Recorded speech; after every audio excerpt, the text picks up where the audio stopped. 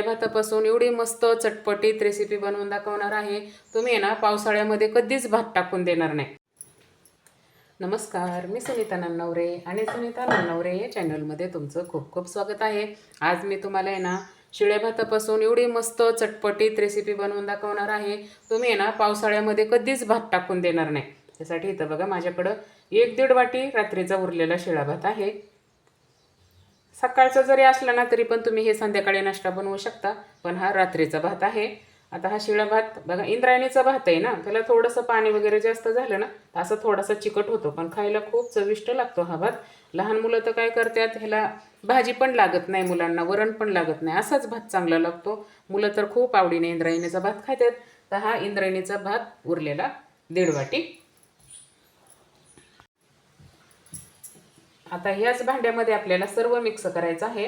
बघा इथं मी घेतलेलं आहे बेसन. सुरुवातीला थोडंच टाकायचं, लागलं तर परत टाकूया आपण. जवळजवळ अर्धी वाटी मी इथं बेसन टाकलेलं आहे. बेसन टाकून झालं, टाकूया कोथिंबीर. खूप कमी साहित्यामध्ये आणि झटपट रेसिपी मी तुम्हाला बनवून दाखवणार आहे. बारीक चिरलेला कांदा, मीडियम 2 कांदे असे बारीक चिरून घ्यायचे. कांदा थोडासा जास्त टाकायचा. 5-6 हिरवी मिरची बारीक चिरलेली टाकूया. अर्धा चमचा लाल तिखट, एकदम थोडंसं पाव चमचेपेक्षा पण कमी हळद आणि जिरे अर्धा चमचा टाकूया. चवीपुरतं मीठ. भाताला पण मीठ असतं, मीठ जपून टाकायचं. भाताला मीठ टाकलेलं आहे. आता हे सर्व मिक्स करून घेऊ. छान मिक्स करून घ्यायचं आता हे सर्व. त्याच्यामध्येच टाकूया थोडंसं 1 ते 1.5 पळी तेल, म्हणजे आपल्या हाताला जास्त चिकटणार नाही.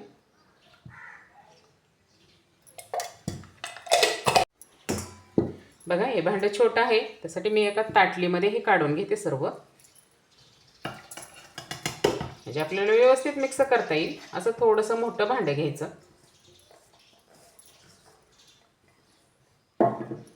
सर्व छान आता मिक्स करून घेऊ. मळूनच घ्यायचं, सर्व एकजीव करायचं. आता हे अजिबात पाणी टाकायचं नाही. आपल्या भात आहे ना, भात चिकट असतो आणि त्या भातामध्ये सर्व मिक्स करून घ्यायचं. बघा थोडंसं बेसन कमी वाटतंय, अजून थोडंसं आपण याच्यामध्ये बेसन टाकूया. एकदम नाही टाकायचं, असं थोडं थोडं टाकायचं. 1 वाटी बेसन इथं मला लागलेलं आहे. मिक्स करून घेऊ. हाताला थोडंसं तेल लावायचं, म्हणजे हाताला चिकटत नाही.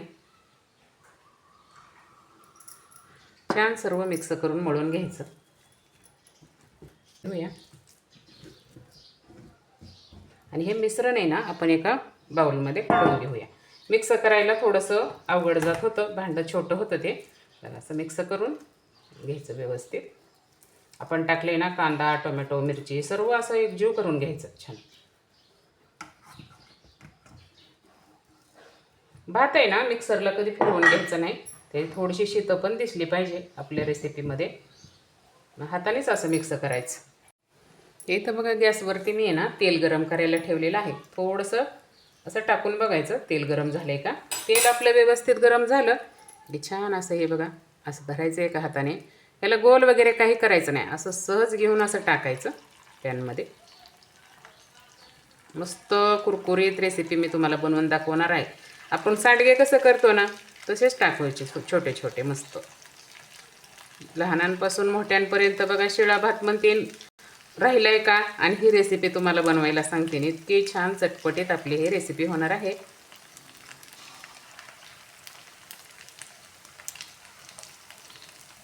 काय करायचं, टाकल्यानंतर आहे ना 2 मिनटं त्याला हातच लावायचा नाही, व्यवस्थित सेट होऊन द्यायचं.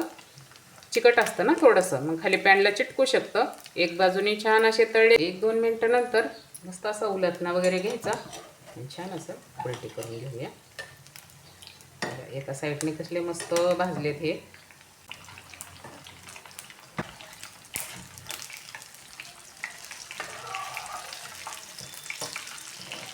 गॅसवरती हे छान आपण भाजून घेऊया.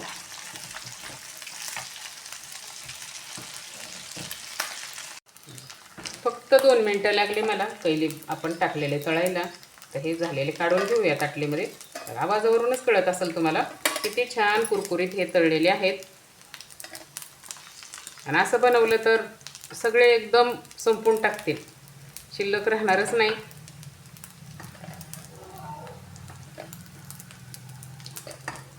आणि पावसाळ्यामध्ये तर सर्वांनाच आवडतं असं तळलेले पदार्थ खायला. मस्त असे छोटे छोटे आपण भजीसारखे हे तळून घेऊया. ताटलीभर कुरकुरीत भजी झालेत. होईल ना सर्वांचाच नाश्ता. 3-4 जण जरी एका कुटुंबामध्ये असले ना, तर संध्याकाळच्या वेळेस जर असं बनवलं चहाच्या टायमाला, तर तुमचा पावसाळ्यामध्ये सुद्धा शिळा भात कधीच वाया जाणार नाही. मस्त रेसिपी आपली इथं तयार झालेली आहे.